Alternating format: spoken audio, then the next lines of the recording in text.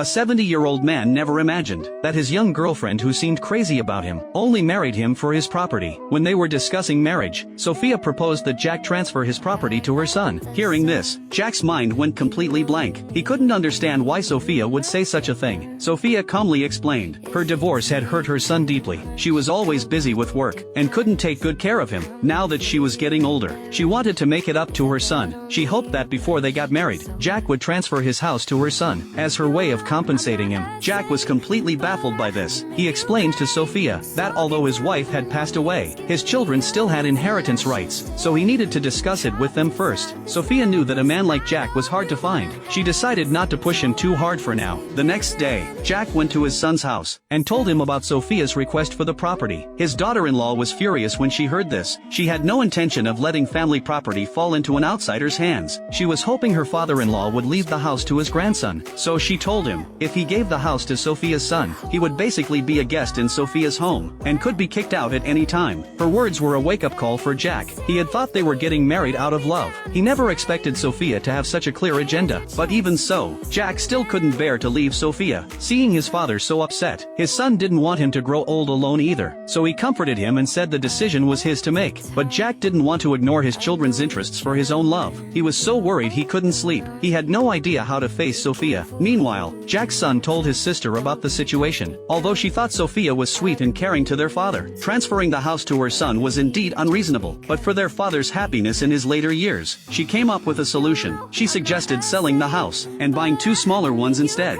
one for their father and Sophia to live in, and another for Sophia's son. Jack's son thought it was a great idea. The next day he told his father about the plan. Jack was thrilled when he heard it. He agreed to do it right away. But what no one expected was, even though Jack's children made such a huge compromise, Sophia still refused. She insisted that before they got married, the house they were living in must be transferred to her son. Sophia believed only then could she marry Jack without any worries. Jack was deeply disappointed. He refused on the spot, and their relationship began to fall apart from that moment on.